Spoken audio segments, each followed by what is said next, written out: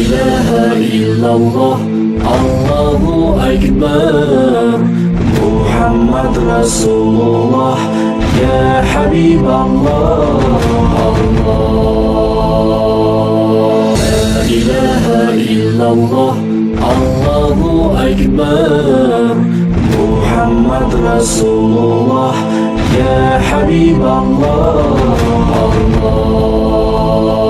और इस बज़्म के अंदर ये खूबसूरती तभी आएगी जब आप नीचे बैठ जाएंगे। और दीन का तकाजा भी यही है कि हम बैठ कर सुने, बाअदब होकर सुने। आपने बारहा सुना होगा, बाअदब बानसीब, बेअदब बेनसीब। इसलिए बाअदब होकर सुने। इंशाअल्लाह हजरत के बयान के अंदर वो नूरानियत है और वो मक़नातीसी की सलाहियत अल्लाह तबारक व तआला ने रखी है, जो कि बहुत ही चंद वक्तों के अंदर आपको उसका अंदाजा हो जाए। अब मैं मौलाना महबूब साहब को दावत देता हूं कि वो हजरत का बेहतरीन तर्जुमानी फरमाएं। अस्सलामु अलैकुम व रहमतुल्लाहि व बरकातुहू। बिस्मिल्लाहिर रहमानिर रहीम।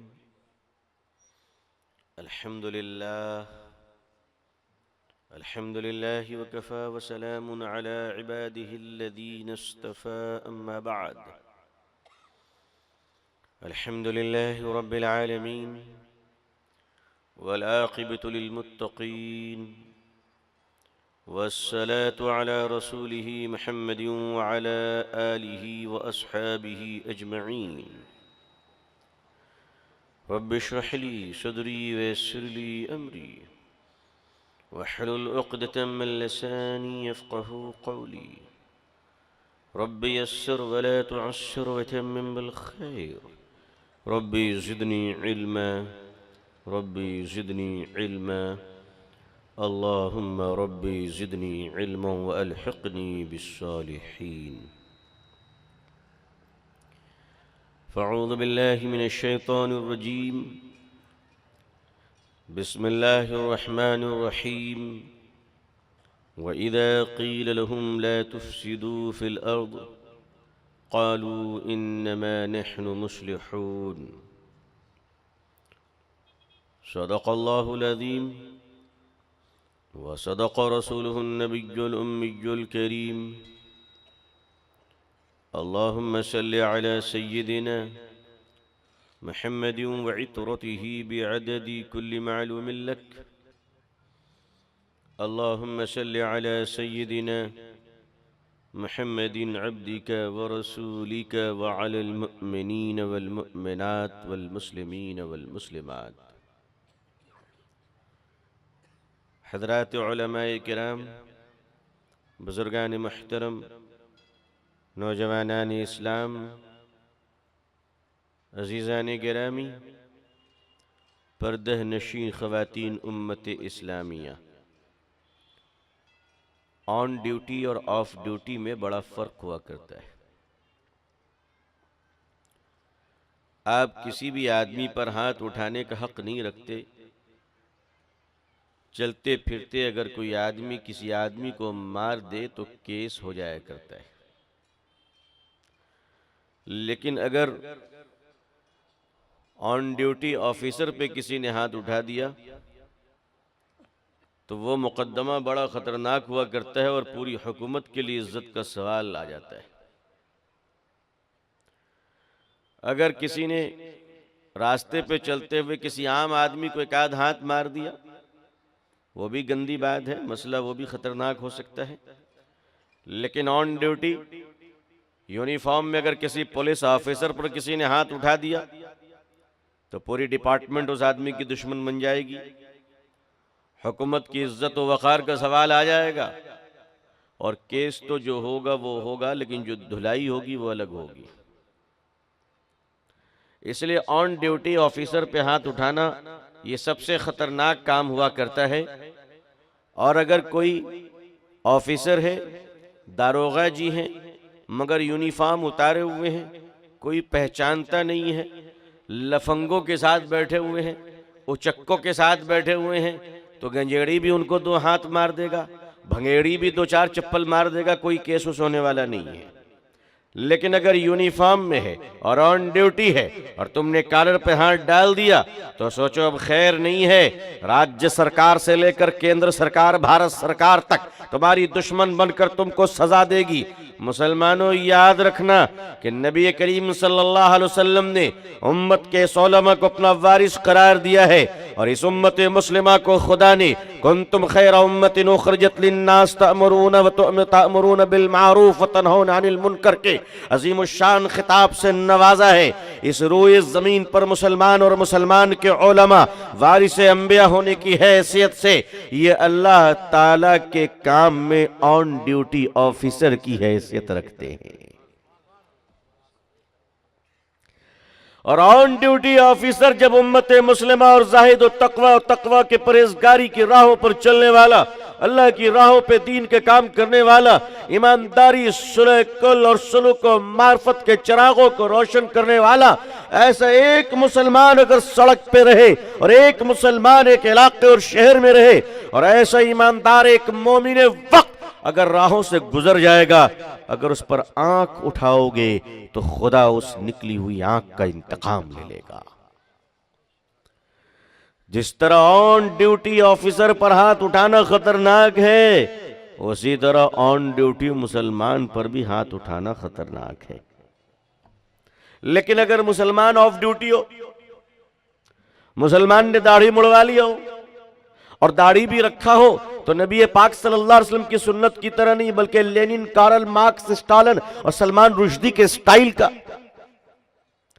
अगर मुसलमानों ने अपनी शनाख्त ओढ़ दी हो, नीचे उतार दी हो, शनाख्त हटा दी हो, टोपी उतारा, अमामा उतारा और फटे हुए कपड़े पहन लिए। आजकल तो सड़कों पे चलता हूं तो एयरपोर्ट पे बहुत सारी ऐसी बहनें हमें नजर आती हैं कि जिनके कपड़ों को देखकर तरस आता है और जी चाहता है गुजरात के मुसलमानों से कहें कि मुसलमानों, जब तुम ज़कात निकालो तो इन लड़कियों का भी कुछ ख्याल कर लिया करना, इन बच्चियों का भी कुछ ख्याल कर लिया करना। इनके माँ बाप बेचारे बहुत मुफलिस फकीर भिखारी हैं, इन्होंने सब कुछ दिया है मगर अपनी बेटियों को एक अहदत ऐसे पैंट नहीं दे सके कि जिस जींस में कम से कम ऊपर से फटा उटा ना हो। पहले तो गरीब और फकीरों के बच्चे भी छुपाया करते थे, अब अमीरों के बच्चे भी अपने कपड़े फाड़ फाड़ कर दिखाते हैं कि देखो ये फैशन है। जानते हो लोगों, ये तुम्हें सजा क्यों मिल रही है? इसलिए सजा मिल रही है कि मेरे आका सल्लल्लाहु अलैहि वसल्लम पेवन लगे हुए कपड़े पहनते थे। सैयदना उमर फारूक जब मस्जिद अक्सा की चाबी लेने गए तो 72 कपड़ों में पेवन था। तारीख में लोगों ने मजाक उड़ाया कि ये मुसलमानों का अमीर जो फटा हुआ कपड़ा पहनता था। लोगों ने मेरे नबी का मजाक उड़ाया सल्लल्लाहु अलैहि वसल्लम कि तुम्हारा नबी जो फटा हुआ कपड़ा पहनता था। लोगों याद रखो, तुमने नबी के फटे हुए कपड़े और पेवन का मजाक उड़ाया, खुदा ने आज पूरे फटे हुए कपड़ों को फैशन बनाकर दुनिया में तुम्हारी औलादों को पहना दिया। आज तुम्हारी औलादों को पहना दिया। मुसलमानों, नबी की सुन्नत पर दाढ़ी रखो, इंशाअल्लाह चेहरे की हिफाजत होगी। तुम दाढ़ी तो रख रहे हो, आका की सुन्नत छोड़कर खड़े होकर पेशाब करने वालों की नकल उतार रहे हो। लोगों याद रखो, जब सुन्नत पर चलोगे तो ऑन ड्यूटी मुसलमान रहोगे, फिर तुम खुदा की हिफाजत में रहोगे। और अगर बेगैरत और ईमान से बाहर निकल कर सुन्नत के खिलाफ अगर तुम अपनी जिंदगियों को गुजारोगे तो फिर तुम्हारा कोई देखने वाला नहीं होगा। फिर तुम्हें कहीं भी सजा मिल सकती है, कहीं भी कुचले जा सकते हो, कहीं भी दबाए जा सकते हो। इसलिए मुसलमानों, एक बात तय कर लो कि इस दुनिया में जब तक तुमको रहना है अपनी शिनाख्त को कायम कर कर रहना है इंशाअल्लाह। आखिर वो खुशबू क्या है जिसकी खुशबू का एहसास लोगों को ना हो? वो मुसलमान क्या है जो हजारों के बीच में पहचाना ना जा सके? आज मुसलमानों की हालत इतनी गैर हो गई कि उसे पहचानना मुश्किल हो गया कि पहचाने कैसे। राशन कार्ड देखकर, वोटर आईडी से मालूम होता है कि ये मुसलमान है, पासपोर्ट से मालूम होता है मुसलमान है। बोलो भाई, होता है कि नहीं होता है? राशन कार्ड से मालूम होता है कि मुसलमान है, आधार कार्ड से मालूम होता है कि मुसलमान है। मुसलमानों, ये आधार कार्ड तो अब बने हैं, वोटर आईडी अब बन रही है, पासपोर्ट अब बन रहे हैं, राशन कार्ड अब बन रहे हैं, लेकिन तुम्हारी शक्ल से तुम मालूम हो कि मुसलमान हो, ये पहचान तो 1500 साल पहले अल्लाह के नबी ने तुम्हारे और हमारे लिए तय कर दिया है सल्लल्लाहु अलैहि वसल्लम। तुमने उस पहचान से कॉम्प्रोमाइज कर ली। किसी शायर ने कहा है, अपनी हालत का एहसास नहीं है, अपनी हालत का खुद एहसास नहीं है मुझको, मुझे औरों ने बताया है कि मैं परेशान हूं। मुझे औरों ने बताया है कि परेशान हूं मैं। मुझे शेर को कभी बदल देने को दिल करता है कि अपनी हालत का खुद एहसास नहीं है मुझको, मुझे औरों ने बताया है कि मुसलमान हूं मैं। आज हुकूमत बता रही कि तुम मुसलमान हो, पुलिस बता रही कि तुम मुसलमान हो। जो मुसलमानों, तुम्हारी शनाख्त क्या है? एक मुसलमान की पहचान क्या है? एक मुसलमान की अलामत क्या है? जिस जगह मुसलमान रहे चिरागों की तरह, अजीजान मिल्लत याद रखिएगा, ये जो अंधेरा होता है, रात का अंधेरा हो या दिन में घटा का अंधेरा हो या कमरे की तारीकी हो, अंधेरे की जो सबसे बड़ी जिद है वो रोशनी है। और एक बात याद रखिएगा, अंधेरे को इससे कोई मतलब नहीं है कि चिराग जिस दिए में जल रहा है वो दिया सोने का है या मिट्टी का। नहीं, अंधेरे को इससे कोई फर्क नहीं पड़ता कि चिराग का दिया सोने का है या मिट्टी का। अंधेरे को फर्क पड़ता है तो दिए से निकलने वाली रोशनी से फर्क पड़ता है। इस दुनिया के जुल्मत को इससे कोई फर्क नहीं पड़ता है कि मुसलमान गुजराती है या बिहारी, अरब का या हिंदुस्तान का। अगर इस कायनात के बातिल को कोई फर्क पड़ता है तो मुसलमान की शरीयत और तक़वा और परहेज़गारी की रोशनी से फर्क पड़ता है। आज उसी रोशनी को मुसलमानों ने मिटा दिया। दुनिया में मुसलमानों, उस वक्त तक कोई दुश्मन तुम्हारा ताकतवर नहीं है जब तक के तुम्हारे अंदर शरीयत और सुन्नत की कमजोरी ना आ जाए। दुनिया की हर ताकत तुम्हारे सामने सरनगो होकर सर झुका देगी जिस दिन तुम अपने आप को मुसलमान बनने पर आमादा कर दोगे। इंशाअल्लाह मुसलमान बनने के लिए खुद को आमादा कीजिए कि आप मुसलमान हैं। कहिए इंशाअल्लाह हम सब मुसलमान, अल्हम्दुलिल्लाह। अच्छा, जो इंडियन मुसलमान है वही हाथ उठाए, जो दूसरे मुल्कों का वो ना उठाए। हिंदुस्तानी मुसलमान है सब माशाअल्लाह, अल्हम्दुलिल्लाह। कहिए अल्हम्दुलिल्लाह। इतने उठे हुए मुसलमानों के जो हाथ हैं, ये हाथ किस लिए हैं? ये अपनी हाजिरी भी दर्ज कराएगी और जरूरत पड़ेगा तो देश भारत की रक्षा करने के लिए अपने हाथ और ताकत और बाजू का इस्तेमाल भी करेगी। कहो इंशाअल्लाह। इंशाअल्लाह। सिर्फ कबाब रोटी खाने के लिए नहीं, सिर्फ कबाब रोटी खाने के लिए नहीं। मुझे मालूम है कि अब गोश्त पर आफत आ रही है, लेकिन घबराइए मत, ये मुसलमान है। अगर इधर कबाब नहीं बनाएगा तो आलू के कबाब बना देगा। फर्क सिर्फ इतना होगा कि अभी आलू 20 रुपए है, अगर पूरी कौम उधर टूट पड़ी तो 800 रुपए किलो आलू हो जाएगी। हमने तो मना नहीं किया था आपको, हम तो आपसे कहते इस कौम को खाने दीजिए जो खा रहा। ये कौम जो खा रही इसको मत रोकिए, क्योंकि इस कौम की निराली शान ये है कि शादी के पंडालों के साए तले पले हैं हम। शादी के पंडालों के साए तले पले हैं हम। बिरयानी है कौमी निशान हमारा। चेहरे पे मुस्कुराहट आ गई लोगों के माशाअल्लाह कि बिरयानी है कौमी निशान हमारा। जन्नत में तो ले आए हो फरिश्तों, ये बताओ यहाँ कबाब पराठे की दुकान कहाँ है? तो ये इतनी आसानी से ये कौम मानने वाली नहीं है। मैं चाइना गया, लोगों ने कहा कि इंडियन बिरयानी आपको खिलाता हूं। मैंने कहा कलमा से पहले इसी को पहुंचाए थे तुम लोग। दीन और ईमान पीछे पीछे बिरयानी आगे आगे। तो ये बात हमारे भारत की सरकार को भी समझ लेनी चाहिए कि इसको कहीं भी रखो, किधर भी रखो, अल्लाह ताला ने इसके कोटे में बिरयानी की बोटी के साथ रखा है। उस पर इंशाअल्लाह कोई फर्क नहीं पड़ेगा। लेकिन मेरी कौम के लोगों, उम्मत मुस्लिमा, आपके सामने जो सबसे बड़ी चैलेंज है वो ये है, अब आप दूसरों को बुरा कहना बंद करो। न कोई सरकार दुश्मन है, न कोई पार्टी दुश्मन है, न कोई तंजीम दुश्मन है। मुसलमानों आओ, हम ये तय करें कि हमारे कमरे का जो अंधेरापन है, हमारे कमरे की जो तारीकी है, वो चिराग के जलाने से तारीकी दूर होगी। हमारे भाषण और फलसफों से अंधेरा नहीं मिटेगा। इस तारीकी को मिटाने के लिए हमारे अकाबिर उलमा और बिलखुसूस उलमाए देवबंद ने और बिलखुसूस हमारे अकाबिर अस्लाफ ने एक बुनियाद रखी, और वो बुनियाद वही कि आज हिंदुस्तान के मुसलमानों के अंदर जो दीन की जोत आपको नजर आ रही है। गुजरात के मुसलमानों याद रखना, हमने कई मुल्कों को करीब से देखा है, इंडोनेशिया और मलेशिया और ब्रुनेई को देखा है, हमने आसपास के मुल्कों को देखा है। मैं कह सकता हूं दुनिया के कई मुल्कों को घूमने के बाद मैं ये बात आपसे कहता हूं कि दुनिया के जितने मुल्कों में मुसलमान हैं उन सबसे अच्छे मुसलमान अल्हम्दुलिल्लाह हिंदुस्तान के मुसलमान मुझे लगते हैं। और उसकी वजह जान लो क्यों लगते हैं, इसलिए कि हिंदुस्तान खुद भी एक बहुत अच्छा देश है। ऐ भारत, हम तुझे सलाम करते हैं, क्यों ना सलाम करें। ख्वाजा अजमीरी तुझ पे लेटे हुए हैं, निजामुद्दीन औलिया तुझ पे लेटे हुए हैं, वक्त के औलिया तुझ पे लेटे हुए हैं, चिराग देहलवी तेरे सीने पे हैं, हजरत ख्वाजा मोइनुद्दीन चिश्ती रहमतुल्लाह अलैह ने तुझे संवारा है। देश भारत का मुसलमान वो है जो हिंदुस्तान को हाथ से नहीं अपने सजदों से इस जमीन को, धरती को संवारता है। नारे तकबीर। मौलाना इस वजह कर इस देश से हमें प्रेम है, इस देश से मोहब्बत है, और इस देश से मोहब्बत रहेगी इंशाअल्लाह। मरते मरते भी दुआ करेंगे कि अल्लाह हम जा रहे हैं मगर हिंदुस्तान के आंचल की हिफाजत करना।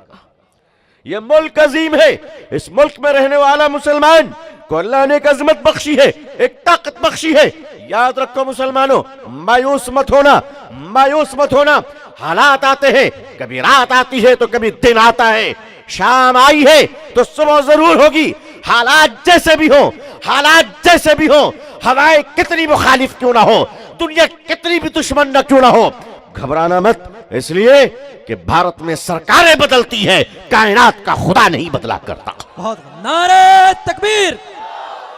मुल्क हिंदुस्तान। तुम जिस खुदा की इबादत और परस्तिश करते हो वो खुदाए वहदहू ला शरीक हमेशा से है और हमेशा रहेगा।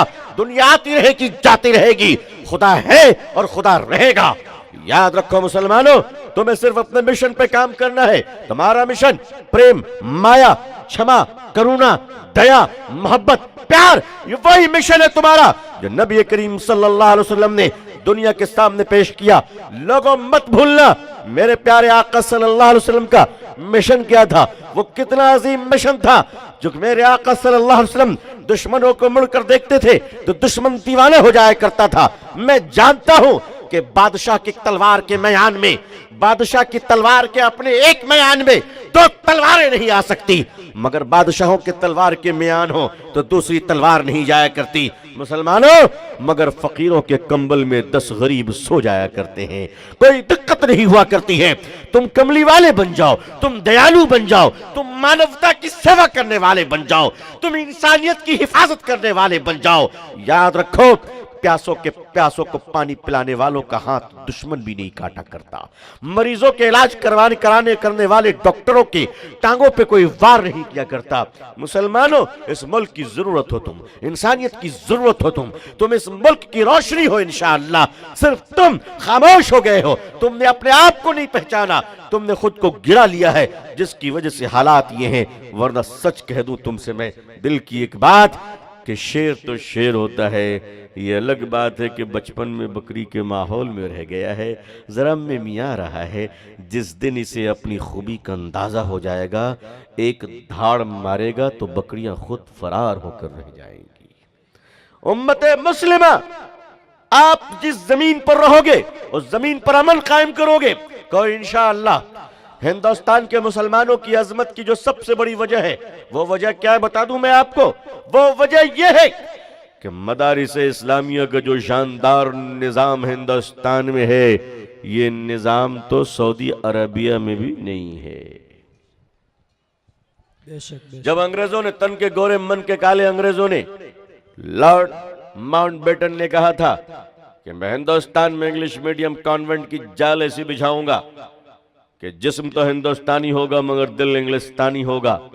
हज्जतुल इस्लाम हजरत मौलाना कासिम नानोतवी देवबंदी रहमतुल्लाह अलैह ने फरमाया था कि मैं भी इसी भारत में मदारिस व मकातिब की ऐसी जाल बिछा दूंगा कि जिस्म हिंदुस्तानी होगा मगर दिल अरबस्तानी हो जाएगा। हमारा कल्ब और जहन दोनों मदीने वाले का गुलाम बन जाएगा सल्लल्लाहु अलैहि वसल्लम। आज लोगों, हिंदुस्तान में सबसे बड़ी कोशिश ये की जा रही है कि मुसलमानों की लाइफ लाइन को काट दी जाए। लाइफ लाइन, लाइफ लाइन समझते? लाइफ बॉय साबुन मत समझ जाना, लाइफ लाइन। मुसलमानों की लाइफ लाइन क्या है? दुकान, मकान नहीं। सच्चर कमेटी ने कहा कि मुसलमान दलितों से ज्यादा बदतर है। कारोबार तो हमारे पास है ही नहीं। गुजरात के मुसलमान खुशनसीब हैं माशाअल्लाह, ये प्रदेश बड़ा अच्छा प्यारा प्रदेश है। यहाँ बहरहाल फूल उगाए जाते हैं, पानी ना मिले तो खून भी डाल दिए जाते हैं, मगर हरियाली है। अल्लाह कायम रखे, बाकी रखे, इस प्रदेश को खुशहाल रखे अल्लाह ताला। लेकिन अजीजाने मिल्लत, मुसलमानों की लाइफ लाइन क्या है, इसे अच्छी तरह समझ लीजिए, और इसी को डिस्कनेक्ट करने की कोशिश की जा रही है। मुसलमानों, लोग पूछते कि उलमा ने क्या दिया इस मुल्क में, जानना चाहोगे मुसलमानों? इन मदरसों का एहसान और उलमा का एहसान यह है कि मुसलमानों, तुम्हारी लाशें कब्रिस्तान जा रही है, किसी मशान घाट में नहीं जा रही है। आज इन मदरसों की बरकत से मुसलमानों, तुम्हारे और हमारे सर पे टोपी और चेहरे पे दाढ़ी बाकी है, मस्जिदें पाक है। उलमा ने तुमसे कभी नहीं कहा कि मैं तुम्हें डॉक्टर दूंगा, उलमा ने आपसे कभी नहीं कहा कि मैं आपको इंजीनियर दूंगा, उलमा ने आपसे कभी नहीं कहा कि मैं आपको सुप्रीम कोर्ट और हाई कोर्ट का वकील दूंगा। उलमा ने आपसे कहा मैं आपको हाफिज कुरान दूंगा, मैं आपको कारी दूंगा, मैं आपको कुरान की हिफाजत करने वाला सिपाही दूंगा, मैं आपको इस्लाम के किला की तरह दीवारें खड़ी करने वाला जय्यद मुफस्सिर कुरान दूंगा, मुहद्दिस वक्त दूंगा, जुमे का खतीब दूंगा, तुम्हें जगाने वाला उलमा दूंगा, तुम्हें बेदार करने वाले वली दूंगा। उलमा ने यह वादा किया। बताओ मुसलमानों, तुम्हारी मस्जिदों में उलमा की वादे पूरे हुए कि नहीं हुए? आज हुए कि नहीं हुए? आज गली गली में तुम्हें मदरसे नजर आ रहे? दिसंबर की ठंडी रात हो और शिमला की पहाड़ी हो, बर्फ गिर रही हो, तो भी फजर की नमाज मस्जिद में हड़ताल नहीं होती। राजस्थान में रेगिस्तान की गर्मी हो, 54 डिग्री का टेम्परेचर हो, मई जून का महीना हो, तो भी जोहर की नमाज कज़ा नहीं होती। अल्लाह का शुक्र है, ये ड्यूटी पूरी हो रही है। उलमा का काम सिर्फ ये है। एक बुजुर्ग बुखारी शरीफ पढ़ा रहे थे, किसी ने जाकर कहा कि मौलाना आप ये क्या पढ़ा रहे हैं? ये दुनिया साइंस और टेक्नोलॉजी के डेवलपमेंट का है और दुनिया चांद पे जा रही है और आप हदीस की किताबें पढ़ा रहे हैं। हजरत ने कहा चांद भी मखलूक है और जो जा रहा है वो भी मखलूक है, तो मखलूक मखलूक के पास पहुंच रही है, साइंस मखलूक को मखलूक के पास पहुंच रही है। मेरे पास आओ, मैं मखलूक को खालिक तक पहुंचा रहा हूं। इन मदरसों ने मखलूक को खालिक से मिलाया, इन उलमा ने मखलूक को खालिक से मिलाया, इन उलमा ने उम्मत को मुस्तफा से मिलाया सल्लल्लाहु अलैहि वसल्लम। यही वो लाइफ लाइन है जिसे काटने की कोशिश की जा रही है। उलमा से अवाम को तोड़ा जा रहा है, बदजन करने की कोशिश की जा रही है कि मदरसों से कटो, उलमा से कटो, ताकि जो हाल इंडोनेशिया का हुआ है, जो हाल ब्रुनेई का हुआ है, वही हाल यहाँ का हो। लेकिन यहाँ के भी मुसलमान बड़े जियालू। हम जानते हैं हिंदुस्तानी मुसलमानों को कि ऑटो रिक्शा चला कर भी 100 रुपए मदरसे को चंदा देता है, क्योंकि जानता है कि हमारा पेट चले न चले, खुदा का दीन हमेशा कायम रहे। तुम्हारे इन्हीं जज्बों ने इस्लाम को हिंदुस्तान में जिंदा रखा है, और हिंदुस्तानी मदरसे सिर्फ इस्लाम का किला नहीं बल्कि भारत की रक्षा और भारत की आबरू का प्रतीक है। नारे तकबीर, मदारिसे इस्लामिया, उलमाए हक, मौलाना अबू तालिब साहब रहमानी। हिंदुस्तान के मदरसों ने इस देश को आजादी दी, इस देश को तकवीयत दी, इस देश को 4 चांद लगाया। हिंदुस्तान के मदरसों ने इस मुल्क के लिए जो अपनी कुर्बानियां दी है, वो कुर्बानी ये है कि 1.5 लाख से ज्यादा उलमाए किराम को अंग्रेजों ने फांसियां दी थी, और उसका कसूर यह था कि वह हिंदुस्तान की आजादी की बातें किया करते थे। कसूर यह था कि अंग्रेजों से लड़ा करते थे।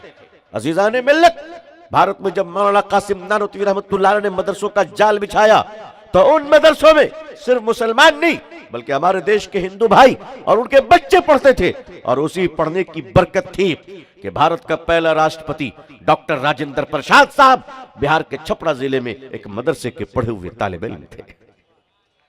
हिंदुस्तान का, भारत का पहला राष्ट्रपति मदरसे का विद्यार्थी था। अब बताओ लोगों, मदरसों से आतंकवाद तैयार होते हैं या भारत का राष्ट्रपति तैयार होता है? अरे बताओ कौन तैयार होता है? राष्ट्रपति तैयार होता है। हमने दिया इस मुल्क को, सदर जमहूरिया दिया।